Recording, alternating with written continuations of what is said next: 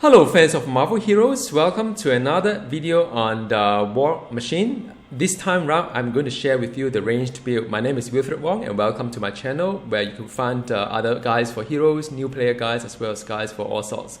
And now yesterday I rushed home because the server was coming down and I did a quick video on the melee build, and then after that this morning I finished up some of the analysis on the range build because range is a little bit complex to analyze, and I like to make a good job for you guys rather than a rush job. So I was really comfortable with the melee, but range I needed some time. So now I'm ready to talk a little bit more on the range build. Now I'm not going to repeat what I've said on the melee video, so this one is very much only focused on the range one. Comparing the two builds, I would say melee still come up a bit higher in terms of DPS and also in terms of survivability because melee has two specialization, the purple hearted as well as the stealth fighter. So there's no pure melee, it's always melee come ranged. So in harder content, I found that melee has much better survivability.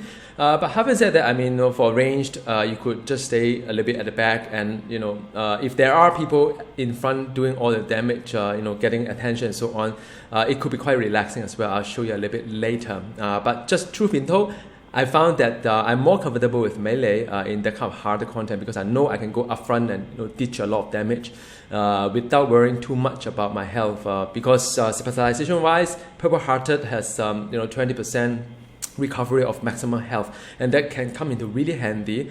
It is like another med kit plus the invulnerability, so like a shield for 1 second on top of your med kit, so that is very comfortable. But nevertheless, range has a different kind of gameplay. You could think that it is more fun in some sense because it's about loading of kind of enhanced ammo. So all this power here is being affected by certain things. I'm going to go through a build with you guys later. And the and range is very much managing the heat as well, meaning that you have to sort of like use power to generate heat, and after that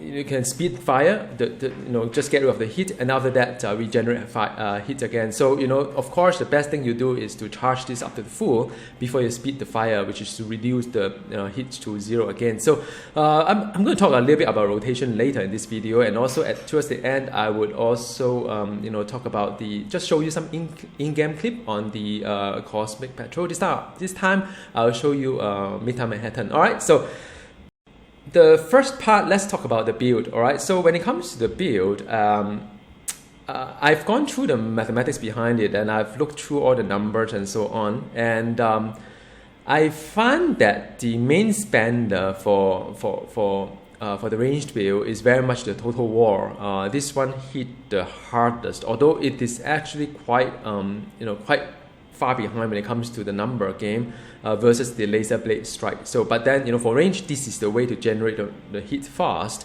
and of course this one is better than the bring the hit. So yeah, I mean Total War is very much what I prefer to use, and also because it's important to pick all this stuff because there's something called enhanced ammo, by the way. So all this machine gun power is being augmented by something else. So I'm going to walk through with you a couple of them. I can show you some numbers later for those who are interested in how I derive certain claims.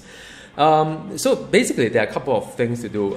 You could use the plasma cannon to have the enhanced ammo that buff the machine gun power by additional 15%, alright, for the 8-second duration.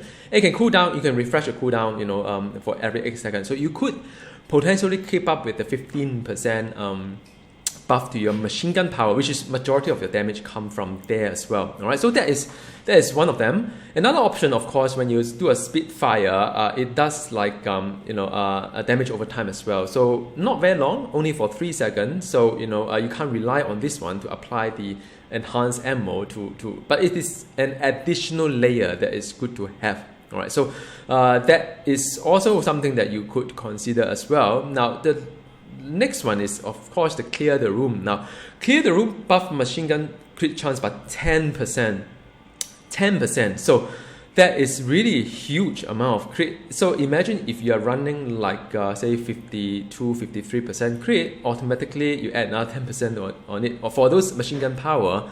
So you can already figure out from a priority point of view, this one will win over the other one. All right. So whenever okay, maybe I'll show it to you. So basically, you can observe the buff here.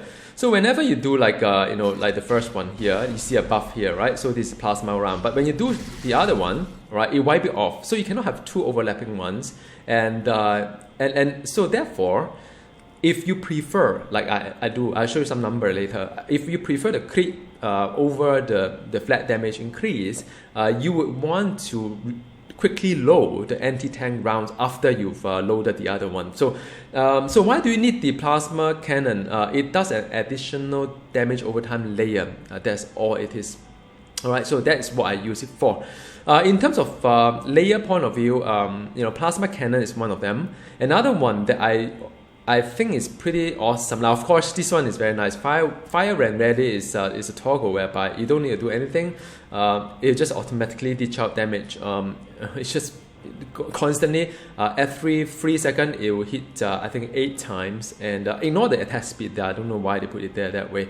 But this is very nice. And another layer, of course, I always like Hammer of War. I know it's outside the odd. It's not short, it's not all, but it's a war gear. So this one, I think is still better than the layers you have, be it as the plasma cannon or even the clear the room. Now, for clear the room, the damage is really, really low. So it is not something that I would prefer to max it, but I really love the 10% crit chance. So I would like to have it, but I do not necessarily need to max it at all. And a lot of time, if you play the range build, because of the range of this guy, it's not that far as well, because sometimes your boss is somewhere there, you may or may not hit it as well. So it is not a great layer, but it's a very good buff. So think about it that way. All right. So, and now of course another one is the Army of One, which is his signature. All right. Now when it comes to specialization, for the range build, you probably, bless you, yeah, that was my wife. She tends to sneeze when I make video. When it comes to the build for war, when it comes to the specialization in case of war, it's something that you would like to have because it adds more damage to heat generating power. So what are the heat generating power? So anything that like total war, like everything here, most of them are heat anything that generates heat, you'll be buffed by this one. So for ranged, there's only one option to take. There's not really anything that would like to. I mean, you could use this one as well if you feel a little bit vulnerable, but you probably would prefer this one. All right. So and then after that, when it comes to the specialization for the fire and ready, I can show you some numbers as well. There are some gaps between the superior firepower and the specialty ammo loader. Now, the gap between that is quite a fair bit. I think it's 30 or 40% between the two of them. However, the crit actually make quite a lot of improvement. 10% crit is a great thing. So if you use the specialty ammo loader, you lose the 3 homing missile, but in return you get the ammo effect, which is the crit. So this is something I would prefer. Last one is talking about the Spitfire. Now, I would not say that Spitfire is fantastic. I'll show you some number later. It is. Yeah, I mean it is a vulnerability debuff, and I wouldn't call. I mean, this is not really a hard hitting power, but then you must have it anyhow because you need to empty out the hit so as to continue doing damage for your range. So it's something that you just need to Spitfire out, and but that is just. It is what it is. There's nothing else to really talk about on Spitfire. Just max it. All right. So that is the build itself. There's no change to the Omega. Well, if you want to fine tune it a little bit here and there, you could take away the melee kind of like buff. But I like the flexibility of being able to switch between range to melee as and when I want to. So I don't really it doesn't really matter to me if I have a few point not to optimize for the range build.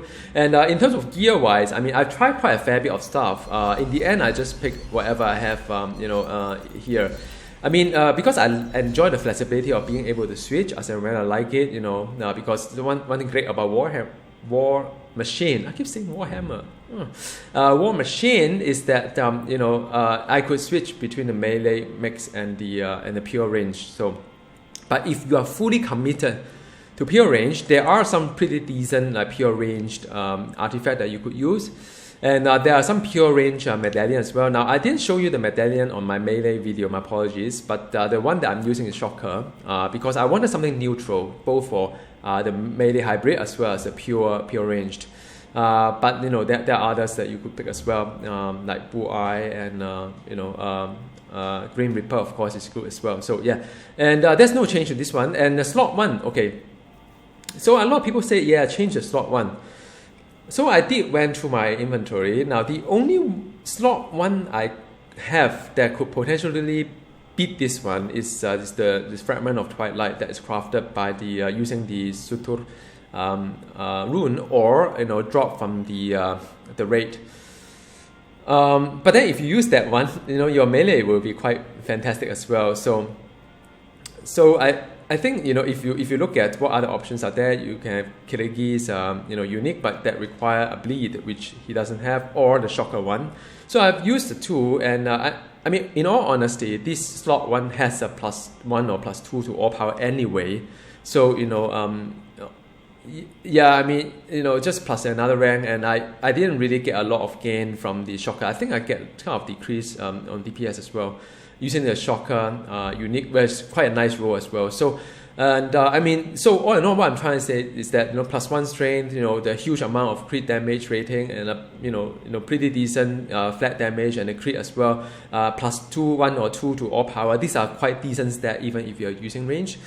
But if you just fussy about the kind of like things about the you don't like about the shock power and so on, and you want to get rid of this one, then yeah, I mean, the Fragment of Twilight could be the one. All right. So but the rest of the gear I've got is the same. So I'm not going to repeat that. You could just go into my melee video, click onto the, you know, time code in the description, and just jump to the gear part and the Omega part and the hero synergy part. All right. So next bit of the video just take you through the Midtown Manhattan Cosmic Patrol. Alright, this is Cosmic Patrol with the War Machine range build, and I'm going into yep. So basically, just like you know, just dump your signature if it's on cooldown. After that, but you lose hit though. Just be mindful of that.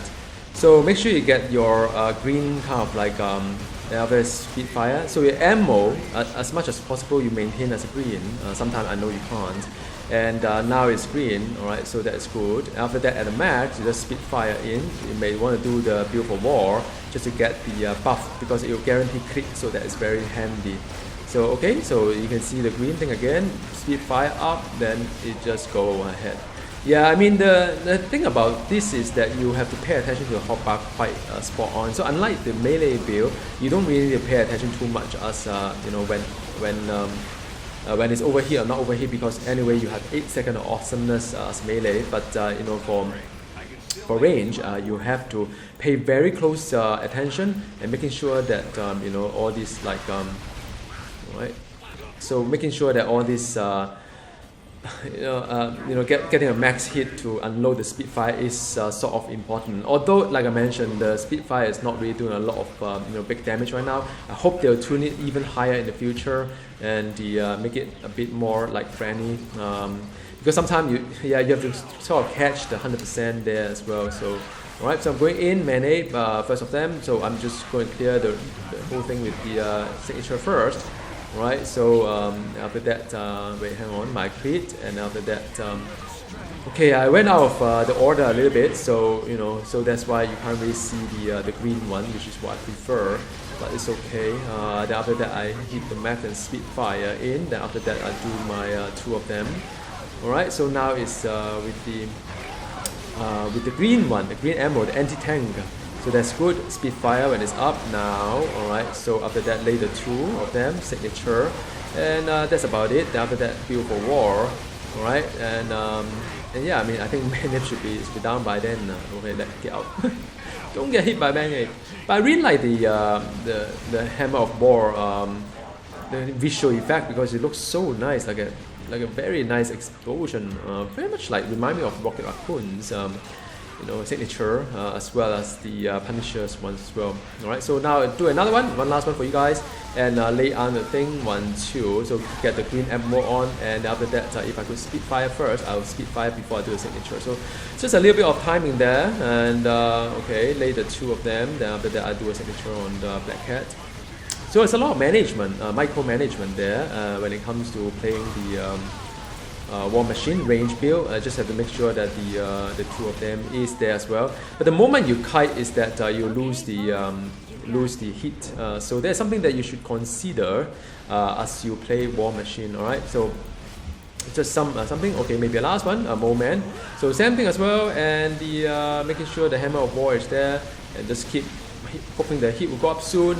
And then use a build for war. Then after that, speed it and lay the 2 of the clear the room, and after that is a signature army of 1. After that, do the build for war, right? So 1, 2, then hammer of war as well. So that's it.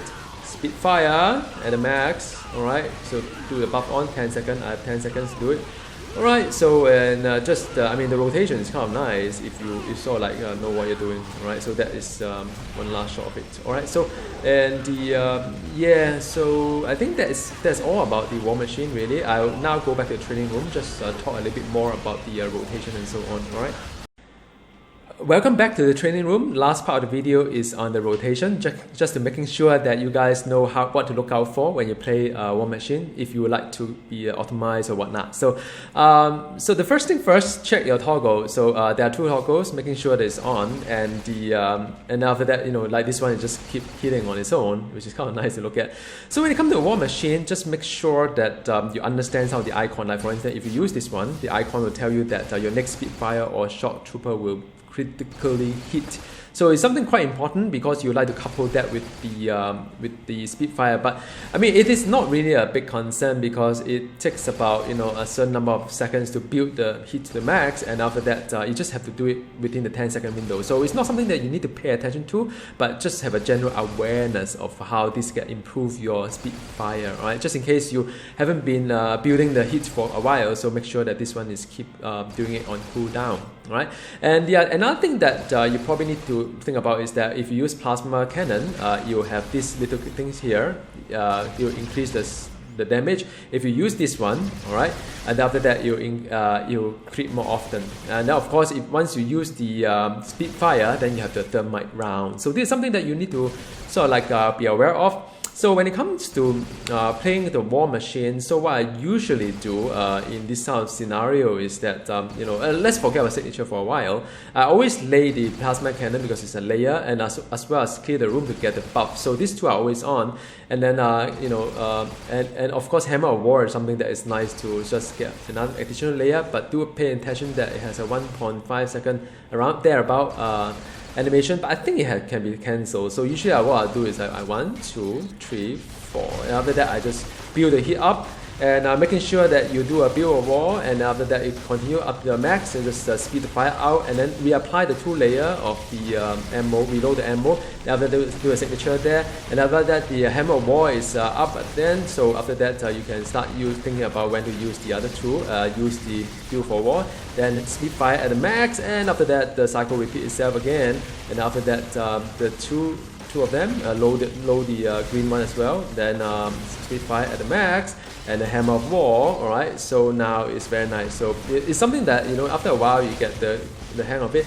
You can use the build for war anytime, and after that Spitfire, and you can actually do a signature now because the other 2 still have some cooldown to go on. So so when it comes to War Machine, this is the sort of thing that you just need to pay attention. When to use the plasma cannon and clear the room is just side by side with one another, and sometimes you would like to sort of like wait out a little bit just to make sure that these 2 are reapplied as and when it is required. So I hope this video is useful for those who are looking for the ranged build. It is more engaging when it comes to the range, I must say, because of all these different ammo they're loading. It's sort of like a different side. The rotation itself is not very rotation is not very mechanical because all this timing may get a little bit off here and there. So unlike the melee is very mechanical, this one is more dynamic, where you can have some priority system gameplay. So anyway, I hope this helped you, and as always, drop me a note in game or on YouTube. I'll try my best to reply to you. Till next time we see each other. Goodbye.